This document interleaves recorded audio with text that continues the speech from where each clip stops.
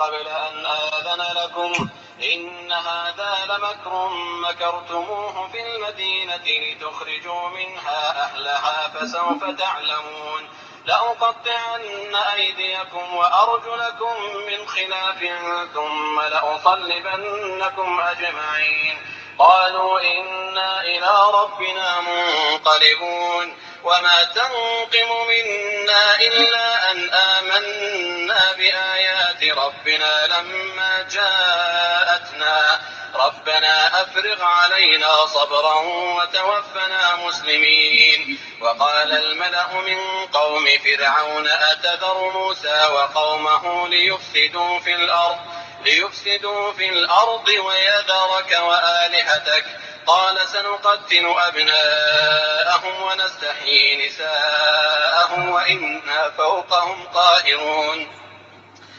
قال موسى لقومه استعينوا بالله واصبروا إن الأرض لله يورثها من يشاء من عباده والعاقبة للمتقين. قالوا أوذينا من قبل أن تأتينا ومن بعد ما جئتنا قال عسى ربكم أن يهلك عدوكم ويستخلفكم في الأرض فينظر كيف تعملون.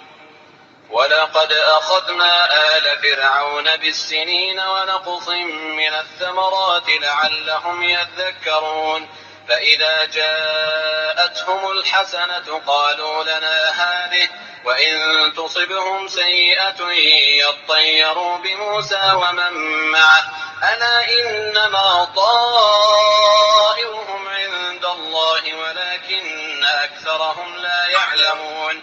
وقالوا مهما تأتنا به من آية لتسحرنا بها فما نحن لك بمؤمنين.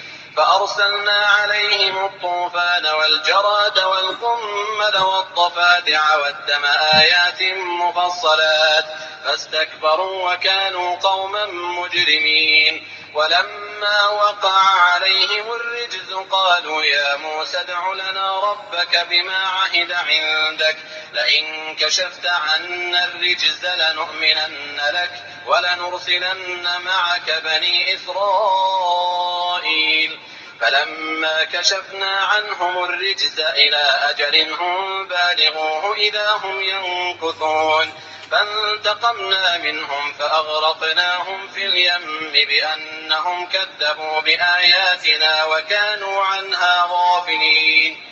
وأورثنا القوم الذين كانوا يستضعفون مشارق الأرض ومغاربها التي باركنا فيها وتمت كلمة ربك الحسنى على بني إسرائيل بما صبروا ودمرنا ما كان يصنع فرعون وقومه وما كانوا يعرشون. وجاوزنا ببني إسرائيل البحر فأتوا على قوم يعكفون على أصنام لهم قالوا يا موسى اجعل لنا إلها كما لهم آلهة قال إنكم قوم تجهلون إن هؤلاء متبر ما هم فيه وباطل ما كانوا يعملون.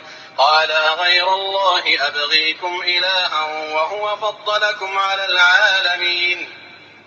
وإذ أنجيناكم من آل فرعون يسومونكم سوء العذاب يقتلون أبناءكم ويستحيون نساءكم وفي ذلكم بلاء من ربكم عظيم. وواعدنا موسى 30 ليلة وأتممناها ب10 فتم ميقات ربه 40 ليلة. وقال موسى لأخيه هارون اخلفني في قومي وأصلح ولا تتبع سبيل المفسدين. ولما جاء موسى لميقاتنا وكلمه ربه قال رب أرني أنظر إليك قال لن تراني ولكن انظر إلى الجبل فإن استقر مكانه فسوف تراني. فلما تجلى ربه للجبل جعله دكا وخر موسى صعقا فلما أفاق قال سبحانك تبت إليك وأنا أول المؤمنين. قال يا موسى إني اصطفيتك على الناس برسالاتي وبكلامي فخذ ما آتيتك وكن من الشاكرين. وكتبنا له في الألواح من كل شيء موعظة وتفصيلا لكل شيء فخذها بقوة وأمر قومك يأخذوا بأحسنها سأريكم دار الفاسقين. سأصرف عن آياتي الذين يتكبرون في الأرض بغير الحق وإن يروا كل آية لا يؤمنوا بها وإن يروا سبيل الرشد لا يتخذوه سبيلا وإن يروا سبيل الغي يتخذوه سبيلا. سأصرف عن آياتي الذين يتكبرون في الأرض بغير الحق وإن يروا كل آية لا يؤمنوا بها وإن يروا سبيل الرشد لا يتخذوه سبيلا وإن يروا سبيل الغي يتخذوه سبيلا. ذلك بأنهم كذبوا بآياتنا وكانوا عنها غافلين. والذين كذبوا بآياتنا ولقاء الآخرة حبطت أعمالهم هل يجزون إلا ما كانوا يعملون.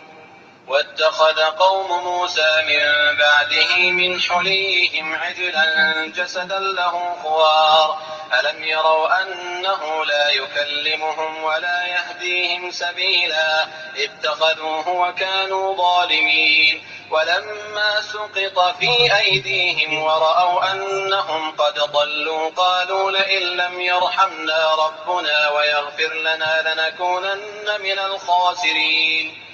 ولما رجع موسى إلى قومه غضبان أسفا قال بئس ما خلفتموني من بعدي أعجلتم أمر ربكم وألقى الألواح وأخذ برأس أخيه يجره إليه قال ابن أم إن القوم استضعفوني وكادوا يقتلونني فلا تشمت بي الأعداء ولا تجعلني مع القوم الظالمين. قال رب اغفر لي ولأخي وأدخلنا في رحمتك وأنت أرحم الراحمين. إن الذين اتخذوا العجل سينالهم غضب من ربهم وذلة في الحياة الدنيا وكذلك نجزي المفترين. والذين عملوا السيئات ثم تابوا من بعدها وآمنوا إن ربك من بعدها لغفور رحيم.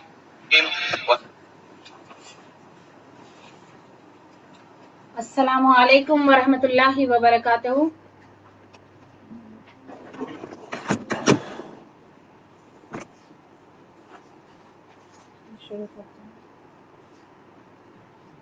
اعوذ باللہ من الشیطان الرجیم. بسم اللہ الرحمن الرحیم.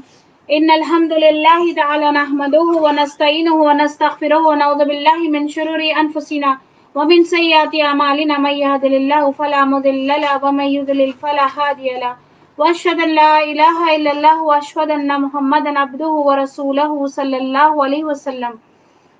اما بعد فان خير الحديث كتاب الله وخير الهدي هدي محمد صلی اللہ علیہ وسلم وشر الامور محدثاتها وكل بدعة ضلالة وكل ضلالة في النار.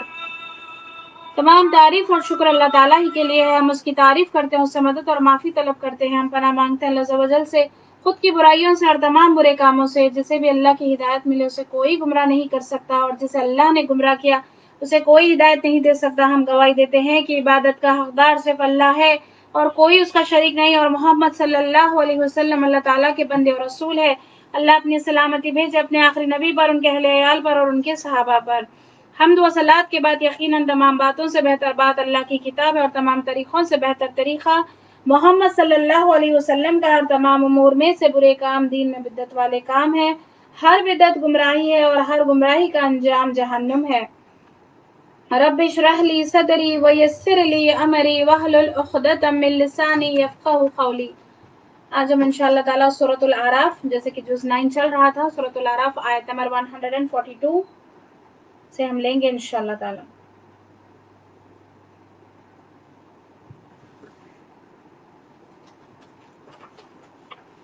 آیت نمبر 142. بسم اللہ الرحمن الرحیم. شروع کرتی ہوں اللہ کے نام سے جو بڑا مہربان اور بار بار رحم کرنے والا ہے. وَوَعَدْنَا مُوسَىٰ 30 لَيْلَةً وَأَتْمَمْنَاهَا، اور ہم نے وعدہ لیا موسیٰ علیہ السلام سے 30 راتوں کا، اور اس کو ہم نے پورا کیا بِعَشْرٍ 10 سے، فَتَمَّ تو پوری ہوئی، میقات ربہ مدت اس کے رب کی، 40 لیلۃ 40 رات کی، وقال اور کہا موسیٰ علیہ السلام نے لی اخیہ اپنے بھائی سے، ہارون علیہ السلام سے، اخلفنی میرا خلیفہ، میرا جانشین، فی قومی میری قوم، واصلی اور اصلاح کرنا، ولا تتبع اور نہ پیروی کرنا، سبیل المفسدین راستے مفسدین کے راستے کی. اب یہاں پر فرعون کی قوم، پہلے جیسے کہ بنی اسرائیل کا واقعہ چل رہا تھا، موسیٰ علیہ السلام کے قوم کا واقعہ چل رہا تھا. فرعون کی قوم گائے کی پوجا کرتی تھی، اور ان میں بنی اسرائیل غلام تھی، وہ بھی ایسے ہی کرنے لگی تھی، ساتھ رہ کر ان کے اثرات آ گئے تھے ان پر. جیسے ہمارے یہاں گود بھرائی وغیرہ کی کیسے رسمیں ہوتی ہیں، گرین ساری وغیرہ پہنتی ہیں عورتیں، گود میں پان وغیرہ، فروٹس وغیرہ یہ سب رکھتے ہیں. کیوں ہم لوگ یہ کام کرتے ہیں؟ کیونکہ ہمارے آس پاس ہمارے ماحول میں ہم نے دیکھا اور ہم نے کر لیا. حالانکہ یہ شریعت میں اس کا کوئی ہم کو سنت سے کچھ ثابت نہیں ملتا ہے، نہ قرآن اور سنت میں ہم کو کوئی ایسا ملتا ہے. لیکن ہم کیسے یہ اثرات ہمارے یہاں باقی رہ گئے ہیں، کیونکہ کبھی نہ کبھی ہمارے باپ دادا بھی کافر تھے، اور ساتھ میں جو لوگ ہیں ان کو دیکھ کر ہمارے یہاں پر بھی ایسے. تو ان لوگوں میں بنی اسرائیل کی قوم، فرعون کی قوم گائے کی پوجا کرتی تھی، تو بنی اسرائیل میں بھی یہی ان لوگوں کے دلوں میں گائے کی ایک محبت بس گئی تھی، رچ گئی تھی. آگے ہم پڑھیں گے تو بنی اسرائیل کے دل میں گائے کی عظمت بیٹھ گئی تھی. سورۃ البقرہ میں ہم نے ڈیٹیل میں ہم نے پڑھا تھا کہ گائے کو وہ ذبح کرنے کا ان کو حکم ملا تھا، تو وہ نہیں کرنا چاہتے تھے، ذبح نہیں کرنا چاہتے تھے. موسیٰ علیہ السلام پر تورات نازل ہو رہی تھی، اسی لیے 40 راتوں کے لیے کوہ طور پر انہیں بلایا گیا تھا. موسیٰ علیہ السلام وہاں پر جا کر عبادت کرتے، روزہ رکھتے. ان احکامات کو سمجھنا اور دوسروں کو سمجھانے کے لیے یکسو ہو کر رہنا، یعنی کہ خاموشی سے کنسنٹریشن کے لیے وہاں پر کوہ طور پر بلایا گیا موسیٰ علیہ السلام کو. جیسے کہ ہم ایگزامپل ہم دیکھتے ہیں کہ جیسے ہم اگر کچھ پڑھنے بیٹھے، اگر بچے اگر شور کرتے ہیں، اگر فون ایک کے بعد ایک فون آ رہا ہے، تو پھر ہم کنسنٹریٹ نہیں کر سکتے ہیں.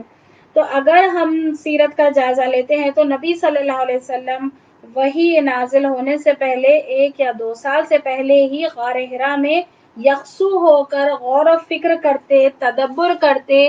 کوئی بھی علم حاصل کرنا ہے تو یکسو ہونا ضروری ہے.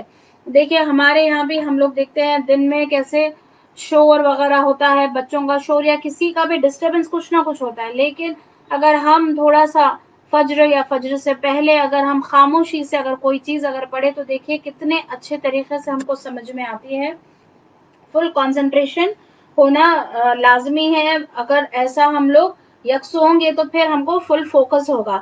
تو جو 40 راتوں کے لیے اللہ تعالیٰ نے موسیٰ علیہ السلام کو کوہ طور پر بلایا ہے تاکہ تورات کی انہیں تختیاں ملے. تو موسیٰ علیہ السلام یہاں پر دیکھیے میں پھر سے یہ آیت میں پڑھ دیتی ہوں اس کا ٹرانسلیشن. اور ہم نے وعدہ کیا موسیٰ علیہ السلام سے 30 راتوں کا، اور اس کو ہم نے پورا کیا 10 سے، یعنی کہ پوری ہوئی مدت اس کے رب کی 40 راتوں کی. اور کہا موسیٰ علیہ السلام نے، یعنی کہ جانے سے پہلے موسیٰ علیہ السلام نے اپنے بھائی ہارون علیہ السلام سے کہا کہ میرا خلیفہ بنو، یعنی کہ میرے جانے کے بعد میں میری قوم کی اصلاح کرنا اور نہ تم پیروی کرنا مفسدوں کی. یعنی کہ جیسے کہ جانے سے پہلے جو بتایا جاتا ہے کہ جیسے ہم بھی کہتے ہیں کہ گھر کا خیال رکھنا ایسے، تو موسیٰ علیہ السلام اپنے بھائی ہارون علیہ السلام سے یہ کہہ کر جا رہے ہیں کہ اپنی قوم کا خیال رکھنا ہے اور ان پیروی نہیں کرنا ہے مفسدوں کی. پھر آیت نمبر 143 میں وَلَمَّا اور جب جاء موسیٰ آئے موسیٰ علیہ السلام لِمِیقَاتِنَا ہمارے وعدے گاہ پر، وَکَلَّمَہُ اور اس نے کلام کیا، ربہ اپنے رب سے، قال اس نے کہا ربی ارینی اے میرے رب مجھے دکھا، انظر میں دیکھوں، الیک تیری طرف. تو یہاں پر موسیٰ علیہ السلام، اللہ تعالیٰ نے کلام کیا موسیٰ علیہ السلام سے، یہ سب ہم جانتے ہیں کہ اللہ تعالیٰ ڈائریکٹ موسیٰ علیہ السلام سے آپ نے کلام کیا، اسی لیے آپ کو موسیٰ علیہ السلام کو کلیم اللہ کہا جاتا ہے۔ رسول صلی اللہ علیہ وسلم سے بھی اللہ تعالیٰ نے آسمانوں پر بات کی، یہ بہت بڑا آنر ملا کہ اللہ تعالیٰ سے بات کی رسول صلی اللہ علیہ وسلم نے اور موسیٰ علیہ السلام نے۔ اب جب موسیٰ علیہ السلام نے جب کی بات کی اللہ تعالیٰ سے، اب دل میں ایک شوق ہوا کہ دیکھنا چاہتے تھے وہ، جیسے ہمیں بھی شوق ہوتا ہے، دیکھیے ہم بھی اپنے رب کا ہم بھی دیدار کرنا چاہتے ہیں، ہم 5 وقت ہم نماز پڑھتے ہیں، ہمارے دل میں ایک خواہش پیدا ہوتی ہے کہ ہم بھی ہمارے رب کا دیدار کریں، جو دنیا میں تو پاسبل نہیں ہے، کیونکہ اللہ تعالیٰ فرماتے ہیں کہ لا تدرک الابصار، نگاہیں نہیں پا سکتی ہے، تو قیامت کے دن اللہ تعالیٰ بندوں کو قوت دیں گے جس کی بنا پر بندے دیکھ سکیں گے۔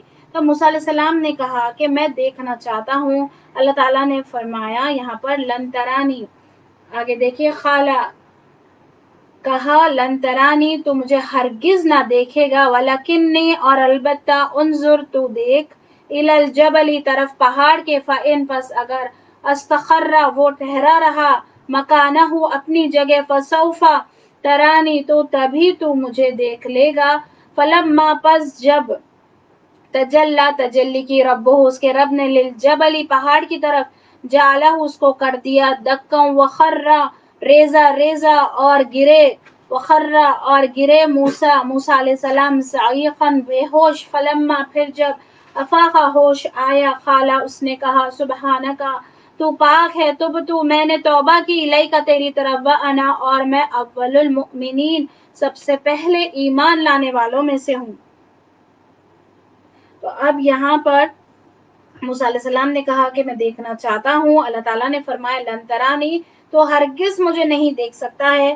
کچھ لوگوں کا عقیدہ ہوتا ہے، جیسے کہ متزلہ ایک فرقہ ہوتا ہے، جس گمراہ فرقہ ہے، یہ لوگ کا عقیدہ ایسا ہوتا ہے کہ آخرت میں بھی نہیں دیکھ سکتے ہیں، وہ لوگ ایسا سوچتے ہیں، اس آیت کو غلط انٹرپریٹ کر کے لیتے ہیں، اسی لیے صحیح معنوں سے قرآن پڑھنا یہ بھی جو ہے لازمی ہے ہمارے اوپر، ہم کو اوتھینٹسٹی چیک کرنا ہے، تو ہم کو جو ہے جیسے اوتھینٹک قرآن ہوتی ہے اس کے جو معنی ہوتے ہیں اس کو لینا ہے، جیسے تفسیر ابن کثیر وغیرہ ہو۔ تو یہ لوگ جو گمراہ فرقہ ہے، متزلہ فرقہ ہے، ان لوگوں کا عقیدہ ایسا ہوتا ہے کہ دنیا میں نہیں دے سکتے ہیں اور آخرت میں بھی نہیں دے سکتے ہیں، حالانکہ کئی ایسے قرآن میں بھی ذکر آتا ہے اور حدیث میں بھی ذکر آتا ہے۔ حدیث میں آتا ہے کہ رسول اللہ صلی اللہ علیہ وسلم نے فرمایا جیسے 14ویں کے چاند کو دیکھ سکتے ہو اسی طرح اللہ تعالیٰ کو دیکھو گے۔ تو کئی احادیث اور قرآن کی آیتوں سے پتہ چلتا ہے کہ مومنوں کو اللہ کا دیدار ہوگا، جیسے کہ سورہ قیامہ کی آیت نمبر 22-23 میں وجوہ یومئذ ناظرہ الی ربہا ناظرہ، اس روز بروز قیامت بہت سارے چہرے تر و تازہ ہوں گے، خوش و خرم ہوں گے، اپنے پروردگار کی طرف دیکھ رہے ہوں گے۔ ان آیتوں میں مومنوں کو خوشخبری دی گئی ہے کہ وہ اللہ تعالیٰ کو دیکھ سکیں گے۔ پھر کفار کے بارے میں کہا گیا ہے سورہ مطففین کی آیت نمبر 15 میں کہ وہ اللہ تعالیٰ کو نہیں دیکھ سکیں گے۔ اللہ تعالیٰ فرماتے ہیں کلا انہم عن ربہم یومئذ لمحجوبون، ہرگز نہیں، بلا شبہ وہ کفار کو آڑ میں اللہ سے رکھا جائے گا، یعنی کہ انہیں اللہ تعالیٰ کا دیدار نہیں ہو سکے گا۔ اس سے یہ پتہ چلتا ہے کہ دنیا میں نہیں دیکھ سکتے ہیں لیکن آخرت میں دیکھ سکتے ہیں، یہ صحیح ہے۔ تو یہ عقیدہ ہمیں رکھنا یہ صحیح ہے، یہ درست عقیدہ ہے کہ ہمارا دیدار اللہ تعالیٰ سے آخرت میں ہوگا، جو مومن ہوں گے انہیں ہی ہوگا، جو جنتی ہوں گے انہیں ہی ہوگا، جو کفار ہوں گے وہ لوگ نہیں دیکھ پائیں گے، کبھی نہیں دیکھ پائیں گے، جو کفار ہو یا پھر جو بھی جس سے اللہ راضی نہ ہو، چاہے وہ مسلمان کی کیٹیگری میں بھی ایسا ہو سکتا ہے، ایسا نہیں ہے کہ مسلمان ہے تو پھر جنت میں داخلہ ہو جائے گا، نہیں، قرآن اور سنت پر عمل کرنا لازمی ہے، یہ شرط ہے۔ یہ تو مومن کو اللہ تعالیٰ نظر آئیں گے، یعنی انہیں اللہ تعالیٰ کا دیدار ہوگا۔ اس سے اب یہاں پر یہی پتہ ہمیں چلتا ہے، یہی عقیدہ درست ہے کہ دنیا میں کوئی نہیں دیکھ سکتے ہیں لیکن آخرت میں دیکھ سکیں گے، کیونکہ اللہ تعالیٰ وہ صلاحیت رکھیں گے، ہماری آنکھ میں وہ صلاحیت رکھیں گے اللہ تعالیٰ۔ تو اللہ تعالیٰ سے ہم یہ دعا کرتے ہیں کہ اللہ تعالیٰ ہم سب کو اللہ کا دیدار نصیب فرمائے، آمین۔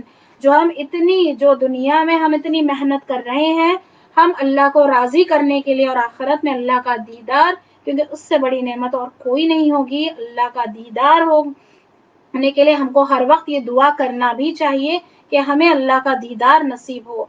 اللہ تعالیٰ نے موسیٰ علیہ السلام سے فرمایا، کوئی زندہ مرنے سے پہلے مجھے نہیں دیکھ سکتا، خوش چیزیں بھی میری تجلی سے فنا ہو جاتی ہیں، اسی لیے فرمایا جب رب نے تجلی ڈالی تو پہاڑ ریزہ ریزہ ہو گیا۔ یہ منظر دیکھ کر موسیٰ علیہ السلام بے ہوش ہو گئے اور گر پڑے۔ تو اب یہاں پر یہ بھی بتایا جا رہا ہے کہ مومنوں کا طریقہ ایسا ہوتا ہے کہ کوئی غلطی کا پتہ چلتا ہے تو سب سے پہلے اللہ کی تعریف بیان کرتے ہیں، جیسے کہ موسیٰ علیہ السلام اس آیت میں کہ پھر جب ہوش آیا تو اس نے کہا سبحانک تبت الیک، تو پاک ہے، میں نے توبہ کی ہے تیری طرف اور میں سب سے پہلے ایمان لانے والوں میں سے ہوں۔ یعنی کہ جب ان کو پتہ چل گیا کہ ان کے غلطی کا ان کو ریئلائز ہوا ہے تو سب سے پہلے انہوں نے اللہ کی تعریف بیان کی اور پھر توبہ کی اور رجوع کیے اور پلٹ آئے۔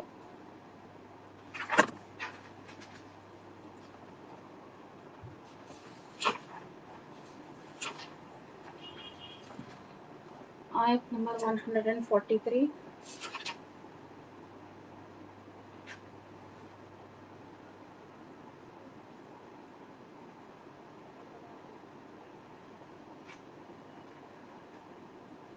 اب اس آیت نمبر 143 میں یہ بھی ہم کو قرآن میں ملتا ہے کہ حالانکہ پہاڑ پر اللہ تعالیٰ کا بہت ہی کم ظہور ہوا تھا، جیسے کہ تفسیر طبری میں روایت ہے کہ نبی صلی اللہ علیہ وسلم نے اس آیت کی تلاوت کی اور فرمایا پہاڑ پر اللہ تعالیٰ نے انسان کی چھوٹی انگلی کے پر کے برابر اپنا ظہور فرمایا تھا۔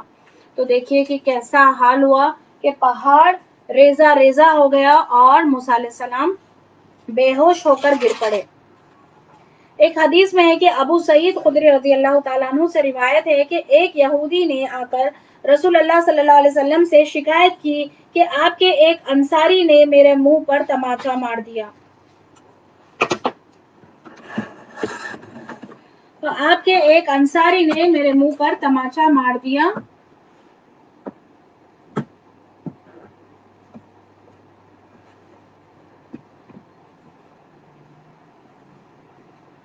اس انصاری کو بلایا گیا اور رسول صلی اللہ علیہ وسلم نے اس انصاری سے پوچھا تو اس نے کہا یا رسول اللہ، میں نے اس یہودی کو کہتے ہوئے سنا کہ اللہ تعالیٰ نے موسیٰ علیہ السلام کو تمام انسانوں پر فضیلت دی ہے، تو میں نے کہا کیا محمد صلی اللہ علیہ وسلم پر بھی؟ تو اس نے کہا ہاں، تو مجھے غصہ آیا اور میں نے اسے ایک تماچا رسید کر دیا۔ تو نبی صلی اللہ علیہ وسلم نے فرمایا مجھے انبیاء پر فضیلت نہ دو، لوگ قیامت کے دن بے ہوش ہو جائیں گے اور جب افاقہ ہوگا یعنی کہ ہوش میں آئیں گے سب سے پہلے مجھے ہوش آئے گا، یعنی کہ رسول صلی اللہ علیہ وسلم کو سب سے پہلے ہوش آئے گا، لیکن میں دیکھوں گا کہ موسیٰ علیہ السلام عرش کا پایا تھامے ہوئے ہیں، پائے عرش کو تھامے کھڑے ہوں گے، میں نہیں جانتا کہ مجھ سے پہلے انہیں ہوش آئے گا یا یہ کہ وہ بے ہوش ہوں گے ہی نہیں، کیونکہ وہ ایک بار تجلی طور سے بے ہوش ہو چکے تھے اور اللہ تعالیٰ انہیں بے ہوش ہونے سے مستثنی فرما دیں گے۔ یہ بخاری اور مسلم کی حدیث ہے۔ تو یہاں پر یہ بھی بتایا گیا ہے اس حدیث میں کہ ایک رسول کو دوسرے رسول پر ہمیں نہیں کہنا چاہیے۔ اللہ تعالیٰ نے ویسے تو رسولوں کو فضیلت دی ہے الگ الگ، پہلے جیسے کہ ہم نے پہلے پاروں میں ہم نے پڑھا ہے، لیکن یہاں پر اس ایک حدیث سے پتہ چلتا ہے کہ کوئی کسی سے بڑھ کر، جیسے کہ رسول صلی اللہ علیہ وسلم نے منع کیا ہے تو ہم کو بھی وہی فالو کرنا ہے۔ آیت نمبر 144، قال یا موسیٰ انی، کہا موسیٰ علیہ السلام نے قال یا موسیٰ انی استفیتک، کہا یا موسیٰ اے موسیٰ انی بے شک میں، یعنی کہ اللہ تعالیٰ فرما رہے ہیں کہ بے شک میں نے تجھے چن لیا ہے علی الناس لوگوں پر برسالتی اپنے پیغام کے لیے، و بکلامی اور اپنے کلام سے، فخذ پس پکڑ لے ما آتیتک جو میں نے تجھے دیا ہے، وکن اور رہو من الشاکرین شکر گزاروں میں سے۔ اب یہاں پر اس سے یہ پتہ چلتا ہے کہ جب کوئی نعمت ملتی ہے تو شکر واجب ہے، ضروری ہے کہ بندہ شکر ادا کرے۔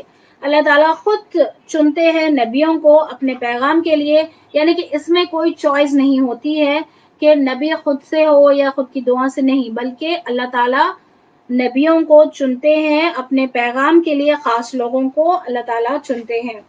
آیت نمبر 145 وَكَتَبْنَا، اور ہم نے لکھ دی، لہو اس کے لیے، فی الالواح تختیوں میں، من کل شیء ہر چیز سے، موعظۃ نصیحت، موعظۃ وتفصیلا اور تفصیل، وتفصیلا لکل شیء ہر چیز کی تفصیل، وخذھا پس تو پکڑ لے، بقوتی قوت سے، ومر اور حکم دے قومک اپنی قوم کو، یاخذو وہ پکڑ لے، بحسنھا اس کی اچھی باتیں، ساوریکم ان قریب میں تمہیں دکھاؤں گا، دار الفاسقین نافرمانوں کا گھر۔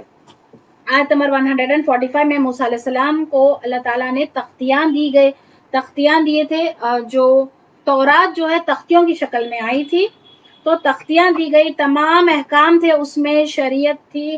سورۃ البقرہ میں ہم نے پڑھا تھا کہ کئی سال تک وہ تختیاں تھی بنی اسرائیل کے پاس، جو ایک صندوق میں رکھی تھی، پھر جب ان پر حملہ ہوا وہ صندوق بھی غائب ہو گیا، اس صندوق میں تختیاں تھی، موسیٰ علیہ السلام کی عصا تھی، عصا جو ہم نے لاسٹ ویک ہم نے پڑھا تھا، عصا جو لکڑی تھی موسیٰ علیہ السلام کی، جس سے وہ ڈالتے اور وہ عصا بن جاتا، اور یہ کیا کہتے ہیں، یہ اژدہا بن جاتا، سوری۔ تو موسیٰ علیہ السلام کو تختیاں دی گئی، جس میں یہاں پر موعظہ کا لفظ آیا ہے، موعظہ یعنی کہ نصیحت، ایسی بھلائی یا ایسی نصیحت جس میں سامنے والے کی خیر خواہی ہے۔ تختیوں کو مضبوطی سے پکڑ لینے کا کیا مطلب ہے؟ یعنی کہ ٹائٹ پکڑ لینا ہے یا گھٹ سے پکڑ لینا کہ کوئی چھین نہ لے، نہیں، بلکہ اس کا یہ مطلب ہے کہ تختیوں کو مضبوطی سے پکڑ لو، یعنی کہ تمام احکامات کو عمل کرنا ہے، مضبوطی سے تھامنا ہے، مضبوطی سے عمل کرنا ہے۔ ہم نے قرآن کو مضبوطی سے لینے کا ہم نے کیا مطلب لیا ہے؟ ہم نے قرآن کو کئی دفعہ آیا ہے کہ قرآن کو مضبوطی سے تھام لو، تو ہم نے کیا مطلب لیا ہے؟ ہم نے اس کا مطلب الگ ہی لے لیا ہے، اٹھا کے سینے سے لگا لیتے ہیں، اوپر اٹھا کے ہم رکھ دیتے ہیں، اتنی اوپر اٹھا کر ہم رکھ دیتے ہیں قرآن کو تاکہ ہمارا ہاتھ بھی نہ پہنچے، یہ غلط مطلب لیا گیا ہے۔ اسکول میں بچوں کو بکس ملتی ہے تو بچے صرف بیگ میں نہیں رکھتے ہیں بلکہ اسے پڑھتے ہیں، ٹیچر ہر ایکسرسائز کرواتے ہیں، ہر لیسن ایکسپلین کرتے ہیں کہ کوئی بھی لیسن میں سے کوئی امپورٹنٹ کوئی پوائنٹ چھوٹ نہ جائے، ایسا یعنی کہ اتنا پرفیکشن کروا دیتے ہیں کہ ایکسرسائزز کرواتے ہیں، ہارڈ ورڈ سے لے کر جو فل ان دا بلینکس ہو، میچ دا فالوئنگ، ہر ایک لیسن کو اتنے اچھے طریقے سے تاکہ لیسن اچھے سے سمجھ میں آ جائے۔ دیکھیے یہ جو ہے ہو رہا ہے، یہ معاملہ ہو رہا ہے ایک عام بک کے ساتھ، ایک عام کتاب ہے، ایک عام کتاب کے ساتھ یہ معاملہ ہے، تو قرآن کے ساتھ کیسا ہونا چاہیے؟ قرآن کے لیے ہم کو کتنا غور و فکر کرنا ہے، کتنی ہم کو محنت کرنا ہے، اس کے احکامات کو مضبوطی سے لینا ہے، تو ہم کو سمجھ میں آئے گا، تب احکام ہم مانیں گے۔ اگر سمجھ ہی نہیں آیا تو ہم کیا کریں گے؟ اگر ہم کو قرآن سمجھ میں آتا ہے تو ہم اس کو مضبوطی سے پکڑیں گے، اس کے احکامات کو، ہاں یہ قرآن میں یہ موجود ہے، ہم کو یہ چیز لینا ہے، اور یہ قرآن میں نہیں ہے تو ہم کو یہ چیز نہیں کرنا ہے۔ اگر ہمیں سمجھ بھی نہیں آیا تو پھر ہم کیا کریں گے؟ ہم اس کو تعویذ بنا کر یا گھول کر ہم پی لیں گے اس کو۔ کیا یہ مقصد ہے قرآن نازل ہونے کا؟ بالکل نہیں، یہ مقصد بالکل نہیں ہے۔ یہ ہماری ذمہ داری ہے کہ ہم قرآن کو سمجھیں اور دوسروں تک بھی اس پیغام کو پہنچائے، کیونکہ ہم امت وسط ہے، یہ ہماری ذمہ داری ہے کہ ہم کو قرآن کو سمجھنا ہے اور آگے پہنچانا ہے۔ پھر آیت نمبر 146، سأصرف، میں عنقریب پھیر دوں گا، عن آیات الذین، اپنی آیات سے وہ لوگ جو یتکبرون، تکبر کرتے ہیں، فی الارض، زمین میں، بغیر الحق، ناحق کے، وان یروا، اور اگر وہ دیکھ لے، کل آیاتی، ہر نشانی، لا یؤمنوا، نہ ایمان لائے، بہا، اس پر، وان یروا، اور اگر دیکھ لے، سبیل الرشد، راستہ ہدایت کا، لا یتخذوها، نہ پکڑے سبیلا راستہ، وَإِن يَرَوْا اور اگر دیکھ لے سبیل الغی گمراہی کا راستہ، یتخذوہ اختیار کرتے اسے سبیلا راستہ، ذالک یہ بھی انہم اس لیے کہ انہوں نے کذبوا جھٹلایا بھی آیاتی ہماری آیات کو، وکانوا عنہا غافلین اور وہ تھے ہی غافل۔ یہاں پر تکبر اللہ کی آیات کو اور احکام میں مقابلے میں اپنے آپ کو بڑا سمجھنا اور لوگوں کو حقیر جاننا، یہ تکبر ہے۔ یہ تکبر انسان کو زیب نہیں دیتا۔ کیوں زیب نہیں دیتا تکبر؟ کیونکہ اللہ تعالیٰ خالق ہے اور ہم اس کی مخلوق ہے۔ مخلوق ہو کر خالق کا مقابلہ کرنا، اس کے احکام سے منہ موڑنا، یہ کسی بھی طرح جائز نہیں ہو سکتا ہے۔ اسی لیے اللہ تعالیٰ کو تکبر سخت ناپسند ہے۔ دیکھیں اس آیت میں کیا آیا ہے، میں عنقریب پھیر دوں گا اپنی آیات وہ لوگ ان لوگوں کو جنہوں نے تکبر کیا زمین میں۔ جو تکبر کریں گے تو ان کو آیات سے ہی پھیر دیں گے، سمجھ نہیں آئے گی آیتیں ان کے سامنے، چاہے کتنا بھی۔ یہاں پر تکبر کا نتیجہ بھی بتا دیا جا رہا ہے، آیت الہی سے دور ہونا، اتنا دور ہو جاتے ہیں کہ کسی بھی طرح کی نشانی انہیں حق کی طرف نہیں لا سکتی۔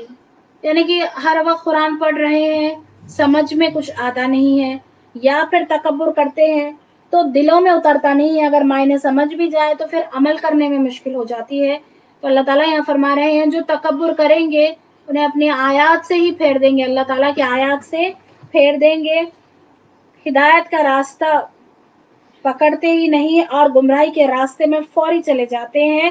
ہم بھی دیکھ سکتے ہیں کہ برائی ہو رہی ہے تو کچھ نہیں کہتے۔ اکثر لوگ اگر کہیں پر برائی ہوتی ہے تو لوگ کیا کہتے ہیں، کیا کہتے ہیں لوگ کہ اچھا ہم کو کیا کرنا ہے اس سے، ہم کو کیا کرنا ہے، ہم ان کا معاملہ ہے، ان کو کرنے دو، ہم کو روکنا نہیں ہے۔ حالانکہ ہمارا کام ہے، ہمارا فرض ہے یہ کہ لوگوں کو نیکی کی طرف بلانا ہے اور برائی سے روکنا ہے۔ تو یہاں پر ہمارا رویہ کیسا ہوتا ہے، دیکھیے ہم کیا کرتے ہیں، اگر کہیں پر برائی ہو رہی ہے تو کہتے ہیں کہ ہم کو کیا کرنا ہے، ان کا معاملہ ہے، وہ جانے، ان کا رب جانے، ہم کو چھوڑو، ہم کو ایسے معاملوں میں نہیں پڑنا ہے۔ تو لیکن اگر کہیں پر اچھائی ہو رہی ہے تو کیا کرتے ہیں، راستے میں رکاوٹیں ضرور کرتے ہیں، راستے میں رکاوٹیں ضرور ڈالتے ہیں۔ اچھا یہ فلاں یہ ہے، فلاں یہ فرقے سے ہے، فلاں یہ کام کر رہے ہیں، یہ صحیح نہیں ہے، یہ کیوں آپ ایسے سمجھا رہے ہو، اچھی بات ہو رہی ہے، نیکی کی بات ہو رہی ہے تو فوری روکتے ہیں۔ پہلے آپ کو خود کو سمجھنا ہے کہ قرآن سے جو جوڑتے ہیں تو ان سے جڑیے، قرآن اور سنت سے جڑنا ہے، جو کہ صحیح اوتھینٹک جو ہے معنوں سے جو سمجھاتے ہیں۔ تفسیر ابن کثیر ہے، حدیث میں اگر بخاری مسلم ہے، اگر آپ لوگ ایسے اس میں جڑیے، اس میں جو ہے کوئی وہ نہیں ہے، کوئی رکاوٹ نہیں کرنا بھی ہے اور بلکہ لوگوں کو جوڑنا ہے، دین کے کام سے جوڑنا ہے۔ تو یہاں پر یہ آیت میں یہی بتایا جا رہا ہے کہ میں عنقریب پھیر دوں گا اپنی آیت ان لوگوں کو جو تکبر کرتے ہیں زمین میں ناحق، اور اگر وہ دیکھ لے ہر نشانی نہ ایمان لائیں گے اس پر۔ وہ لوگ کوئی بھی نشانی دیکھ لے تب بھی ایمان لے کر نہیں آئیں گے، اور اگر دیکھ لے راستہ ہدایت کا نہ پکڑیں گے راستہ، اور اگر دیکھ لے راستہ گمراہی کا اختیار کرتے ہیں اسے راستے کو، یہ اسی لیے کہ انہوں نے جھٹلایا ہماری آیت کو اور تھے وہ غافل۔ غافل کی دیکھیے سزا کیسی ہوتی ہے، غافل نہیں ہونا چاہیے۔ ہم بالکل معصوم نہیں بن سکتے ہیں کہ ہم کو تو پتہ ہی نہیں تھا قرآن میں کیا ہے، اللہ تعالیٰ نے کیا فرمایا، ہم بالکل معصوم ہو کے اللہ کے سامنے کھڑے نہیں ہو سکتے ہیں۔ اللہ تعالیٰ ضرور سوال کریں گے کہ دنیا کے معاملے میں تو تم بہت ہوشیار تھے، دنیا کے پیسے گننا، کتنی پراپرٹیز ہے جمع کرنا، یہاں تک کہ سبزی اگر ترکاری لے، اگر پیسے اتنے واپس نہیں آئے تو بھی گن کر کہ ہم اچھا مجھے اتنے پیسے کم ملے ہیں، اس میں بھی پوری برابر ہوشیاری ہے، ہر چیز میں ہم ہوشیار ہیں۔ لیکن فوری جب بات آ رہی ہے قرآن کی اور سنت کی تو اچھا ہم کو نہیں معلوم، ہمارے جو بڑے کرتے ہیں ہم تو وہی کر رہے ہیں، تو ہم بالکل معصوم بن کر نہیں ٹھہر سکتے ہیں۔ یہ ضرور سوال ہوگا کہ دنیا میں تم کو تو بڑی ہوشیاری تھی، اپنے بچوں کو اچھی سے اچھی تعلیم دیے، بہترین تعلیم دیے، اچھے سے اچھے ہر چیز اپنے اولاد کے لیے اچھے سے اچھا کیے، لیکن جیسے ہی دین کا معاملہ آ گیا تو ہم کو نہیں معلوم۔ حدیث میں آتا ہے کہ رسول صلی اللہ علیہ وسلم نے فرمایا، رائے برابر تکبر جو کرے وہ جنت میں داخل نہ ہوگا۔ دیکھیے کتنی بڑی بات آئی ہے یہاں پر اس حدیث میں کہ رائی برابر، رائی مسٹرڈ سیڈ کتنا ہوتا ہے؟ اتنا برابر. جس کے دل میں تکبر آئے گا وہ جنت میں داخل ہی نہیں ہو سکے گا. تو اللہ تعالیٰ سے ہم کو دعا کرنا ہے کہ ہم کو جو دل میں رائے برابر تکبر بھی نہ آئے. تو ایک شخص نے کہا کہ ہر کوئی چاہتا ہے کہ اس کے کپڑے اچھے ہو، یعنی کہ یہ حدیث کا میں کنٹینیوشن کر رہی ہوں کہ رسول صلی اللہ علیہ وسلم نے فرمایا رائے برابر تکبر جو کرے وہ جنت میں داخل نہ ہوگا. ایک شخص نے کہا ہر کوئی چاہتا ہے کہ اس کے کپڑے اچھے ہو، اس کے جوتے اچھے ہو، کیا یہ تکبر ہے؟ آپ نے فرمایا اللہ تعالیٰ خوبصورت ہے، اللہ جمیل وحب جمیل وحب جمال، اللہ خوبصورت ہے اور خوبصورتی کو پسند کرتے ہیں. تو تکبر تو یہ ہے کہ تم حق کو ٹھکرا دو اور لوگوں کو حقیر سمجھو، یعنی کہ خود کو اپنے آپ کو بڑا سمجھ رہے ہیں اور لوگوں کو حقیر سمجھ رہے ہیں کہ یہ سامنے والا ہی کچھ نہیں سمجھ رہے. یہ تکبر ہے. یہ مسلم کی حدیث ہے. تو انسان کو یہ زیب نہیں دیتا کہ اللہ کی دی ہوئی زمین پر رہے، اللہ کے دیے ہوئے رزق کھائے اور اللہ ہی کی نافرمانی کرے اور تکبر کرے. بالکل یہ انسان کو زیب نہیں دیتا ہے. اس سے بچنا چاہیے. اگر ہمارے اندر اگر یہ برائی ہے تو اس سے بالکل اس کو نکال کے پھینک دینا چاہیے اندر سے. بالکل تکبر نہیں کرنا چاہیے کہ اچھا میں بہت ہی خوبصورت ہوں، میں بہت ہی ایجوکیٹڈ ہوں، مجھے بالکل علم بہت حاصل ہے، مجھے یہ تکبر فخر نہیں کرنا ہے، کیونکہ انسان کو یہ زیب نہیں دیتا ہے. اگر کریں گے رائے برابر تکبر بھی کریں گے تو پھر جنت میں انٹری نہیں ہوگی. اس کا ہم کو خیال رکھنا ہے. اس کو نکال کے پھینک دینا چاہیے. یہ بری صفت ہے. یہ رائے برابر تکبر بھی نہیں کرنا ہے. پھر آیت نمبر 147 والذین کذبوا، وہ لوگ جنہوں نے جھٹلایا بھی آیاتنا ہماری آیت کو، ولقاء اور ملاقات کو، الآخرتی حبطت آخرت کی ملاقات کو، حبطت ضائع ہو گیا، اعمالہم ان کے اعمال، هل یجزون کیا وہ بدلہ پائیں گے، الا مگر ما کانوا یعملون جو وہ کرتے تھے. جو بھی روگردانی کریں گے، جو اللہ کی آیت جھٹلائیں گے، اس کے تمام اعمال ضائع ہو جائیں گے، اس کی سزا انہیں ملے گی. اللہ تعالی ہمیں عمل کرنے والا بنائے. آمین. ہم پڑھتے ہیں، ہم بہت زیادہ، ہم اگر پڑھتے ہیں قرآن پڑھتے ہیں اور اس کے تفسیر کے معنی بھی ہم جان رہے ہیں، سب کچھ جان رہے ہیں، ہم کو یہ معلوم ہو گیا ہے فار ایگزامپل کہ 5 وقت کی نماز ہے، اتنے رکعت ہم کو پڑھنا ہے، ایسا کرنا ہے. ہم اگر عمل میں نہیں لائیں گے تو پھر کیسے ہوگا؟ ہم کو عمل میں لانا لازمی ہے. اگر ہم کو علم ہے تو ہم کو عمل میں لے کر آنا وہ لازم ہے. ورنہ اس آیت میں کیا آ رہا ہے، جو بھی روگردانی کرے گا، یعنی کہ جانتے ہیں پھر بھی کچھ لوگ کیا کرتے ہیں کہ اچھا تب کا تب دیکھیں گے، جبکہ وہ قیامت کی بات ہے، وہ جب کا جب دیکھیں گے. اب تو جو ہے دنیا میں رہنا مشکل ہے، اب جو ہے سود لے لو، اب انٹرسٹ پہ یہ کر لو، کچھ نہیں ہوتا، یہ نہیں ہوتا. جب کا جب جو بھی روگردانی کرے گا، جو کوئی اللہ کی آیت کو جھٹلائیں گے، اس کے تمام اعمال ضائع ہو جائیں گے. یعنی کہ جو بھی نیکیاں کریں گے وہ تمام ضائع ہو جائیں گے. اس کو اس کی سزا ضرور ملے گی. اللہ تعالی ہم سب کو عمل کرنے والا بنائے. آمین. آیت نمبر 148 واتخذ اور بنایا قوم موسیٰ، قوم نے موسیٰ علیہ السلام کی، من بعدی اس کے بعد، من حلیہم اپنے زیور سے، اجلم ایک بچڑا، جسدن جسم والا، لہو اس میں خوارن خوار ہے، گائے کی آواز، علم یرو کیا نہ دیکھا انہوں نے، انہو کہ وہ، لا یکلمہم نہیں کلام کرتا ان سے، ولا یہدیہم اور نہیں دکھاتا انہیں، سبیلا راستہ، اتخذوا انہوں نے بنا لیا، وکانوا ظالمین اور وہ تھے ہی ظالم. اب یہاں پر موسیٰ علیہ السلام کی قوم نے کیا کیا؟ موسیٰ علیہ السلام کو اللہ تعالیٰ نے، پہلے جیسے کلاس سٹارٹ ہوئی تو ہم نے کیا پڑھا تھا کہ موسیٰ علیہ السلام کو 40 راتوں کے لیے اللہ تعالیٰ نے کوہ طور پر بلایا تھا تورات کی تختیاں دینے کے لیے. اب ان کے پیچھے ان کی قوم نے کیا کیا، اور اس کی قوم نے بنا لیا، موسیٰ علیہ السلام کی قوم نے بنا لیا بچڑے کو معبود. تو بچڑے کو معبود کی جگہ دے دی. جب اللہ تعالیٰ نے موسیٰ علیہ السلام کو کوہ طور پر 40 دنوں کے لیے بلایا اور موسیٰ علیہ السلام نے ہارون علیہ السلام کو ذمہ داری دی قوم کی، تو ہم نے سورۃ البقرہ میں کافی ڈیٹیل میں ہم نے پڑھا تھا کہ یہ انتہائی بگڑی ہوئی قوم تھی اور ان کے لیے خصوصی اصلاح کی ضرورت تھی. اسی لیے موسیٰ علیہ السلام نے کہا کہ ان کا دھیان رکھنا، اپنے بھائی سے ہارون علیہ السلام سے کہا کہ ان کا دھیان رکھنا، ان کا خیال رکھنا. بنی اسرائیل نے موسیٰ علیہ السلام کے غیر موجودگی میں بچڑے کو اپنا معبود بنا لیا اور اس کی پرستش شروع کر دی۔ سامری نے اس کو بنایا، ان بنی اسرائیل میں ایک شخص تھا سامری، اس نے بنایا، اس نے کیا کیا، لوگوں سے کہا کہ سونا اکٹھا کیے۔ ابھی تو پچھلے آیتوں میں ہم نے پڑھا تھا کہ سمندر کو پھاڑ کر عصا ماری موسیٰ علیہ السلام نے، تو اللہ کے حکم سے سمندر پھٹ گیا اور موسیٰ علیہ السلام کی قوم آگے نکلی، فرعون پیچھا کرتا گیا، موسیٰ علیہ السلام کی قوم آگے بچتے ہوئے بنی اسرائیل کو بچا کر فرعون کی غلامی سے چھڑا کر موسیٰ علیہ السلام لے کر گئے۔ وہیں جب راستے سے تو وہ لوگ جب نکلے ہوں گے گھر سے، تو وہ لوگ کیا لے کر نکلے ہوگا؟ ضروری سامان، جیسے کہ ہمارے یہاں بھی دیکھیے کہ اگر ہم کو ایمرجنسی میں ہم کو پتا چلے کہ کہیں پر آگ لگی یا طوفان آیا، پانی ہو، کچھ بھی، تو ہم کیا کریں گے؟ ضروری پہلے کیا کریں گے؟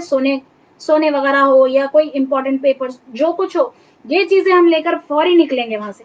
تو ان لوگوں نے بھی کیا کیا؟ سونے کی چیزیں یہ لوگ لے کر نکلے۔ تو سامری نام کے شخص نے کیا کیا؟ لوگوں سے سونا اکٹھا کیا، انہیں پگھلایا، سونے کا ایک بچڑا بنا دیا اور پوجا پاٹ کرنا شروع کر دیا۔ تو ہارون علیہ السلام نے انہیں روکا بھی، پر انہوں نے نہیں مانا۔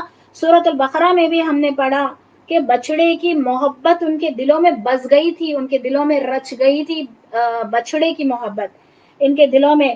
ابھی کچھ مہینے پہلے ہی انہوں نے سمندر کا پھٹنا دیکھا، فرعون کا غرق ہونا دیکھا، اسے سمندر سے خود کی بخیریت گزرنا دیکھا، یعنی کہ خود بھی وہاں سے بخیریت وہاں سے نکل گئے، غلامی سے نکل کر آئے، اللہ تعالیٰ کی قدرت دیکھتے رہے، لیکن پھر بھی عقل نہیں آئی اور بچڑے کو معبود بنا لیا۔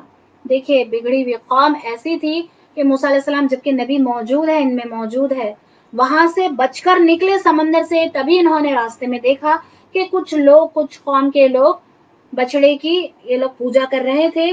تبھی موسیٰ علیہ السلام سے انہوں نے کہا تھا کہ موسیٰ علیہ السلام سے کہ ہمیں بھی کوئی ایسا بچڑا، ایسے معبود ہمیں بھی بنا کر دے دو۔ تو موسیٰ علیہ السلام نے کہا کہ کیسی تم جہالت بھری باتیں کر رہے ہو، کیسے میں تمہیں دوسرا رب بنا کر دوں، جبکہ تمہارا رب تو وہ اللہ ہے جس نے تمہیں بچایا، اس غلامی سے نجات دی، سمندر کو پھاڑا، تمہارے سامنے اتنے معجزات دکھائے، کیسی تم یہ جاہلانہ بات کرتے ہو۔ تو ان لوگوں کے دلوں میں بچڑے کی محبت آلریڈی موجود تھی، کیونکہ یہ فرعون کی غلامی میں تھے، غلامی کی زندگی میں یہ لوگ ایسے ہو گئے تھے کہ ان کو کرنا ہے۔ ویسے ہی ہمارا معاملہ بھی ایسے ہی ہے، ہمارا معاملہ بھی ایسے ہی ہے کہ ہم تھوڑی چیزیں ہم ہماری زندگی سے نکالتے نہیں ہیں، کہتے کہ ہمارے بڑے کرتے ہوئے آئے، ہم بھی ضرور کریں گے، چاہے وہ نیکی ہو یا نیکی نہ ہو۔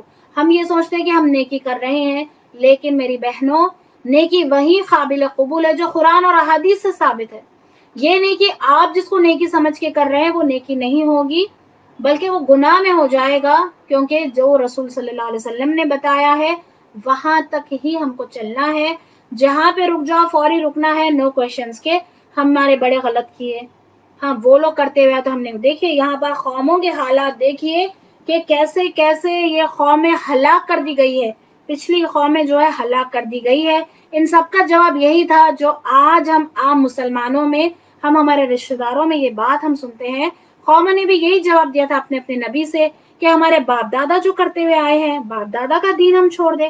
اہل مکہ بھی جب رسول صلی اللہ علیہ وسلم نے جب دین پیش کیا، اہل مکہ، کفار مکہ نے بھی یہی کہا کہ کیا ہم ہمارے باپ دادا کا دین چھوڑ دیں، کیا ہم یہ کر دیں؟ تو ہمارے ساتھ بھی ایگزیکٹلی وہی معاملہ ہو رہا ہے۔ جب ہم روکتے ہیں بدعت اور شرک سے تو لوگ کہتے ہیں کہ اچھا ہمارے باپ دادا نے کیا ہے، کیا وہ لوگ ہمارے بڑے غلط تھے؟ تو ان کو چھوڑ دیجئے، ان کو جو باپ دادا نے کیا، سب اپنے اپنے خبر میں خود جواب دیں گے، کم از کم خود صحیح ہو جائیے اور اپنی نسل کو صحیح کریے۔ کوئی ماں باپ یہ نہیں چاہیں گے کہ اپنے بچے جہنم میں چلے، کوئی ماں باپ نہیں چاہیں گے۔ سب دنیا میں فرسٹ کلاس ایکسلنٹ تعلیمات دینے کے چکر میں ہے کہ ہر کوئی ڈاکٹر، انجینئر، ہر کوئی ہمارا بچہ اعلیٰ سالہ افسر بنے، ہر کوئی تعلیمات ہم دینے پہ لگے ہوئے ہیں۔ میری بہنوں، دین میں بھی، اس میں بھی اوتھینٹسٹی چیک کر کر اپنی اولاد تک یہ پیغام خود سیکھیے اور اپنی اولاد تک لے کر جائیے، اپنی کم از کم یہاں سے تو ہم سدھر جائیں۔ ہمارے بڑوں نے جو کر لیا چھوڑ دیجئے، اس کو چھوڑ دیجئے، ہم جو کر رہے ہیں اور ہماری اولاد کو ہم جو سکھائیں گے وہ ہم کو، کیونکہ اپنی خبر میں ہم کو خود جواب دینا ہے۔ تو شرک اور بدعت سے ہم کو رکنا ہے اور روکنا بھی ہے۔ پھر آیت نمبر 149، ولما اور جب سخطا ایدیہم گرے اپنے ہاتھوں میں، وراء اور دیکھا انہوں نے، گرے اپنے ہاتھوں میں یعنی کہ نادم ہوئے، انہم کہ وہ قد ضلوا تحقیق گمراہ ہو گئے، قالوا وہ کہنے لگے لئن لم یرحمنا اگر رحم نہ کیا ہم پر ربنا ہمارا رب، ویغفر لنا اور نہ بخش دیا، لنکونن ضرور ہو جائیں گے ہم من الخاسرین خسارہ پانے والوں میں سے۔ تو بنی اسرائیل میں سے گمراہ لوگوں نے بچھڑے کی پرستش کی، سامری نے ان زیورات سے سونے کا مجسمہ بنایا اور پیٹ کے اندر مٹھی بھر رکھی، اس نے ایک مٹھی مٹھی جو ہوتی ہے ایک مٹھی اس نے ڈال دی جو جبرائیل علیہ السلام کے گھوڑوں کے خدموں تلے سے حاصل کر رکھی تھی اس نے، چنانچہ اس بچڑے کے اندر سے ایسی آواز نکلتی جیسے کہ گائے کی ہوتی ہے ویسی آواز آتی، کیونکہ اس کی وجہ یہ تھی کہ اس میں ایک ہولو شیپ ایسے جیسے کہ سرنگ سوراخ کی طرح تھا، اور دو طرف سے وہ کھلا ہوا تھا۔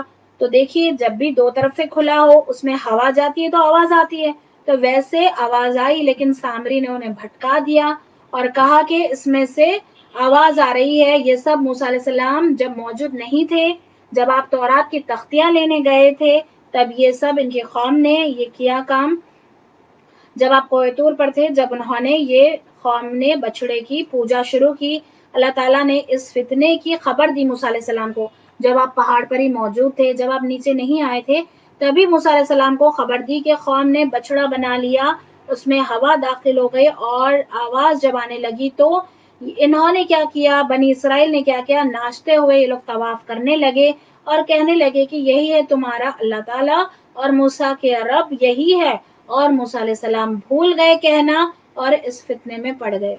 تو دیکھیے کیسے انہوں نے، سامری نے ایسے بگاڑا ان لوگوں کو۔ سامری نے کہا کہ موسیٰ علیہ السلام کہنا بھول گئے، یہی ہے موسیٰ کا رب، یہی ہے، اسی کو پوجو اور اسی کی عبادت کرو۔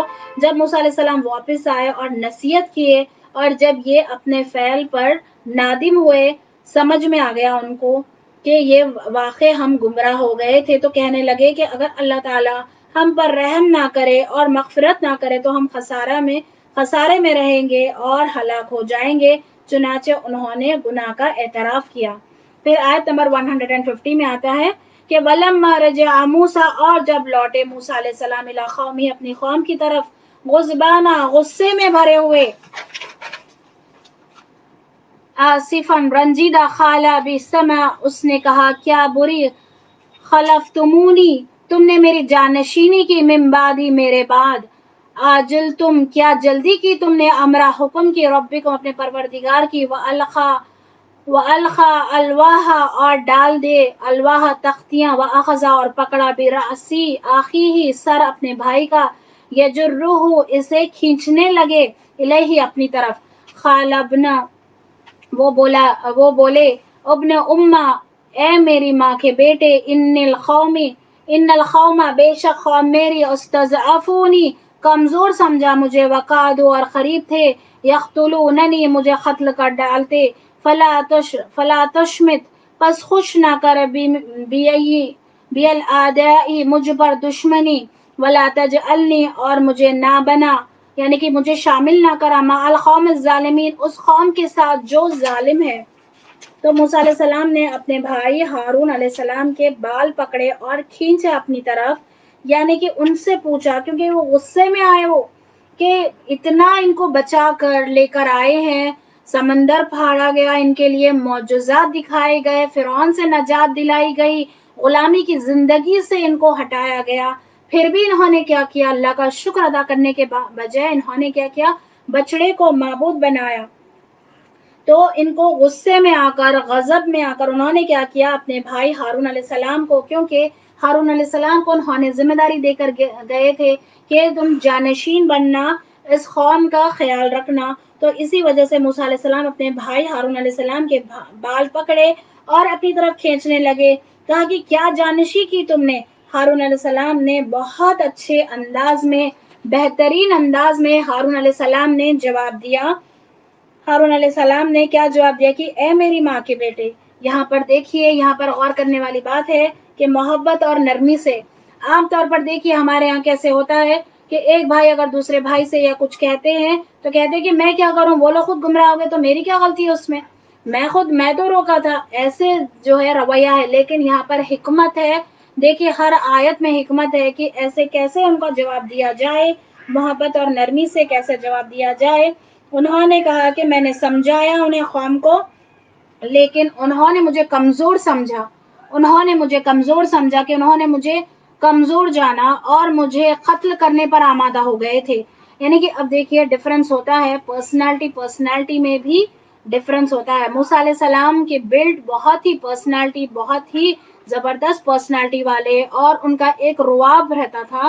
موسیٰ علیہ السلام سے لوگ دبتے بھی تھے، ڈرتے بھی تھے.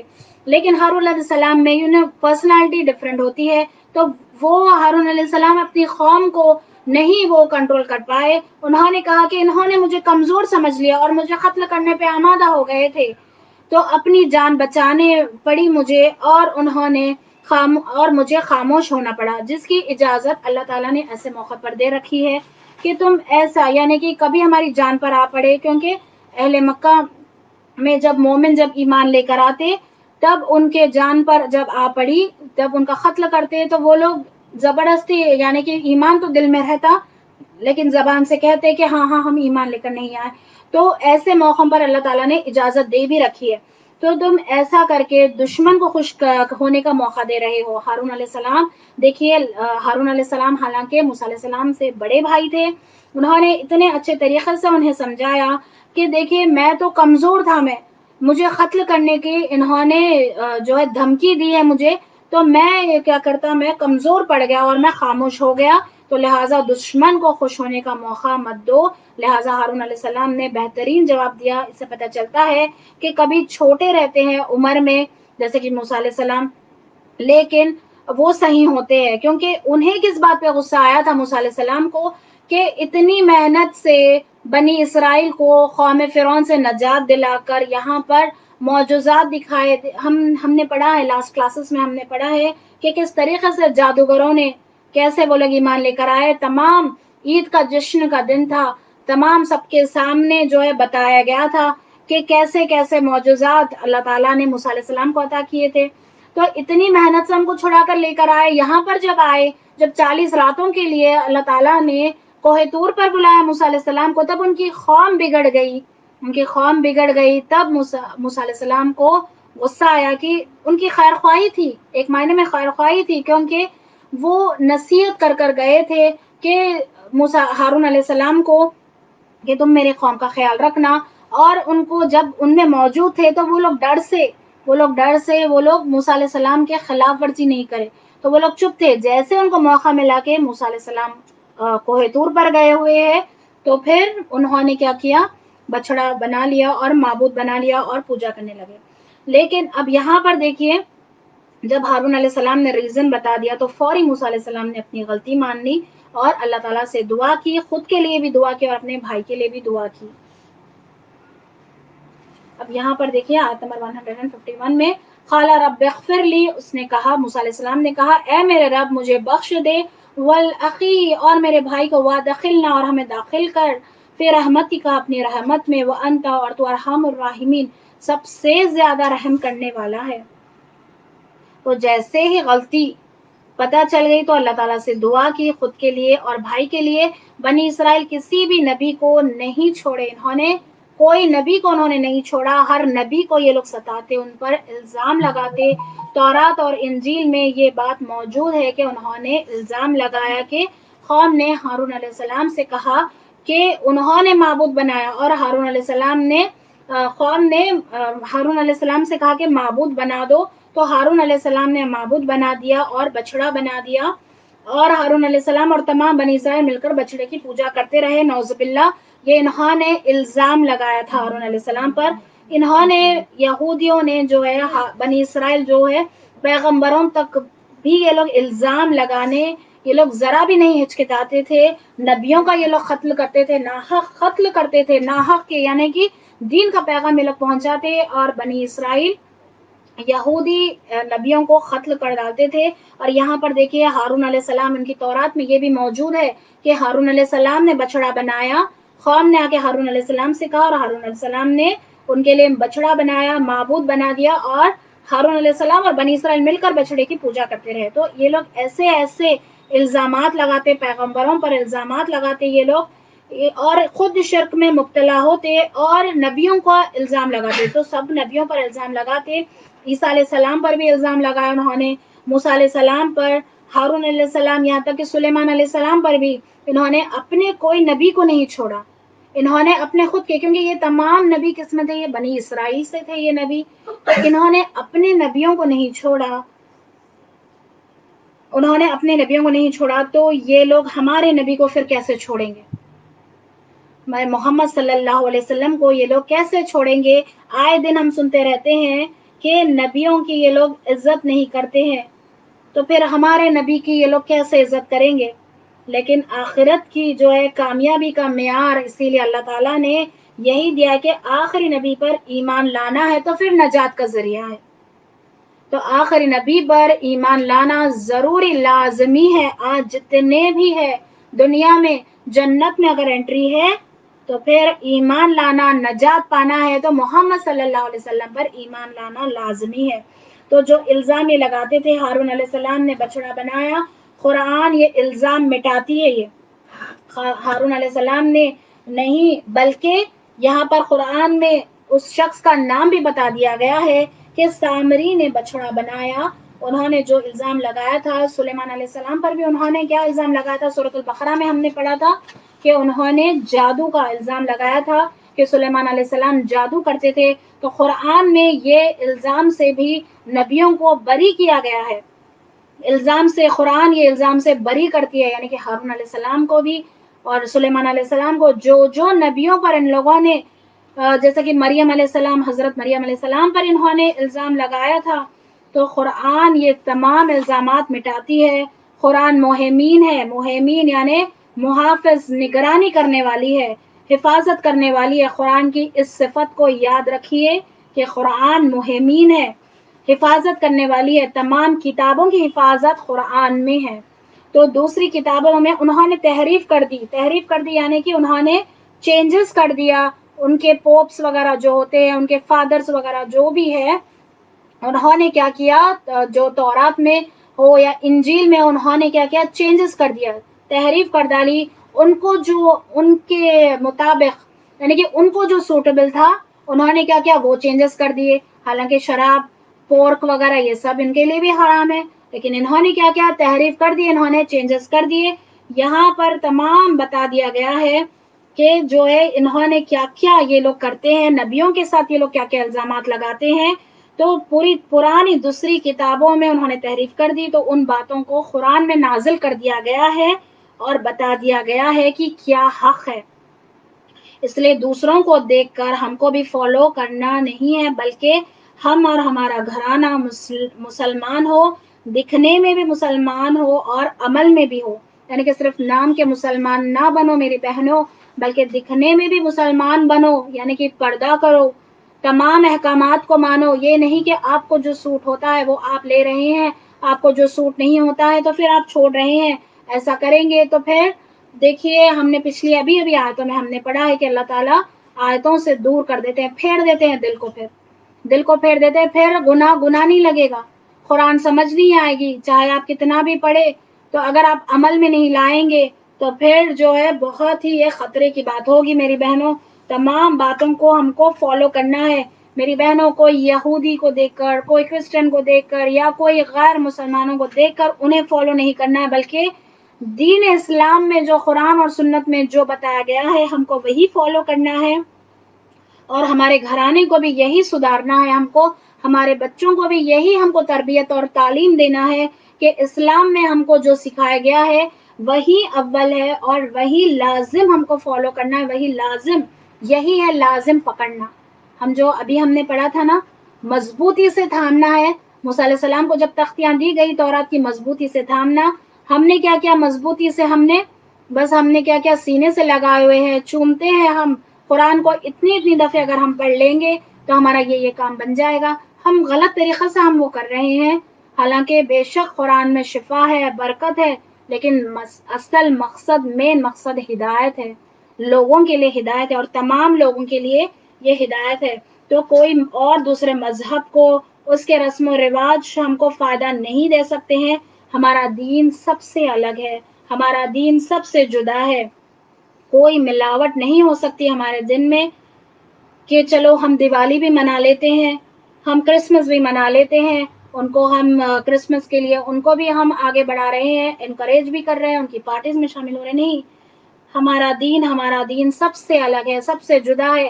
ہم یہ نہیں کر سکتے کہ ہم چلو ہم کرسمس بھی منائیں گے، ہم نیو ایئر بھی منائیں گے، ہم سب کچھ منائیں گے، پھر ہم عید بھی منائیں گے. نہیں، ایسا نہیں ہو سکتا ہے. بالکل دین اسلام پہ چلنا ہے تو پورے کا پورا دین پہ داخل ہونا ہے.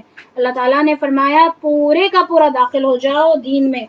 تو نہیں کوئی ملاوٹ، ہمارے دین میں کوئی ملاوٹ نہیں ہو سکتی ہے. تو غیر شرعی رسم و رواجوں کو ختم کرنے والے بنے ہم تمام. ہم اللہ تعالیٰ سے ہم دعا کرتے ہیں کہ غیر شرعی رسم و رواج سے ہم دور ہو جائے، اور جو شریعت میں ہم کو حکم دیا گیا ہے ہم اسے ماننے والے بنے، اور ہم کو پڑھنے سننے سے زیادہ عمل کرنے کی ہم کو اللہ تعالیٰ ہم کو توفیق عطا کرے.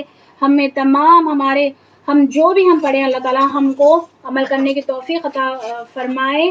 ہم سب سے اللہ تعالیٰ ہم سب سے راضی ہو جائے. آج جیسے کہ ہم نے قرآن میں اللہ تعالیٰ کا دیدار کے بارے میں ہم نے پڑھا تھا کہ اللہ تعالیٰ ہم سب کو آخرت میں اپنا دیدار نصیب فرمائے، ہم سب سے اللہ راضی ہو جائے. اس دنیا سے اللہ تعالیٰ ہم کو جب تک نہ بلائے، جب تک کہ اللہ ہم سے راضی ہو جائے. اللہ تعالیٰ ہم کو قرآن والا بنا دے، اللہ تعالیٰ ہم کو قرآن پڑھنے اور پڑھانے والا بنائے.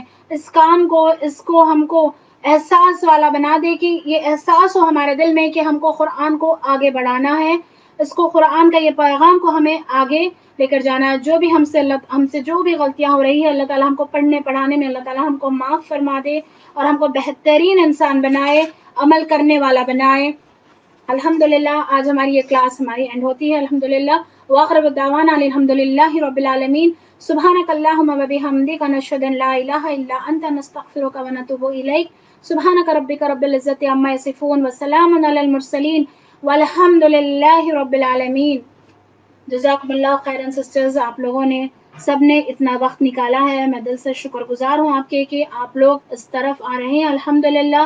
اور اپنے دوستوں کو، اپنے رشتہ داروں کو بھی اس طرف بلائیے، اور خود بھی تعلیم کریے، خود بھی گھر میں تعلیم کریے. جو آپ نے سیکھا ہے وہ ضرور اپنے بچوں سے سکھائیے، کیونکہ یہی ہے، اگر آپ پرفیکٹ ہونا چاہتے ہیں تو خود آپ پڑھیے اور پڑھائیے.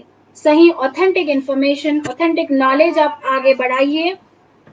اللہ تعالیٰ ہم سب سے راضی ہو جائے اور ہم کو صراط المستقیم پر چلائے، صراط المستقیم پر، سیدھے راستے پر چلائے، جو راستہ ہم کو جنت تک لے جائے. آمین یا رب العالمین. جزاکم اللہ خیرا کثیرا.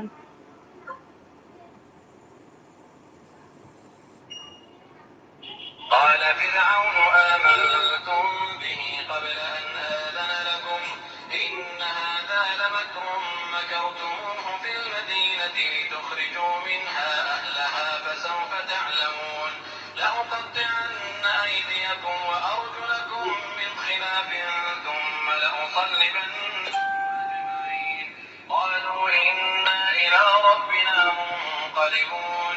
وما تنقم منا إلا أن آمنا بآيات ربنا لما جاءتنا ربنا أفرغ علينا صبرا وتوفنا مسلمين. وقال الملأ من قوم فرعون أتذر موسى وقومه ليفسدوا في الأرض ويذرك وآلهتك قال سنقتل أبناءهم ونستحيي نساءهم وإنا فوقهم قاهرون. قال موسى لقومه استعينوا بالله واصبروا إن الأرض لله يورثها من يشاء من عباده والعاقبة للمتقين. قالوا أوذينا من قبل أن تأتينا ومن بعد ما جئتنا قال عسى ربكم أن يهلك عدوكم ويستخلفكم في الأرض فينظر تعملون. ولقد أخذنا آل فرعون بالسنين ونقص من الثمرات لعلهم يذكرون فإذا جاءتهم الحسنة قالوا لنا هذه وإن تصبهم سيئة يطيروا بموسى ومن معه ألا إنما طائرهم عند الله ولكن أكثرهم لا يعلمون وقالوا مهما تأتنا به من آية لتسحرنا بها فما نحن لك بمؤمنين فأرسلنا عليهم الطوفان والجراد والقمل والضفادع والدم آيات مفصلات فاستكبروا وكانوا قوما مجرمين ولما وقع عليهم الرجز قالوا يا موسى ادع لنا ربك بما عهد عندك لئن كشفت عنا الرجز لنؤمنن لك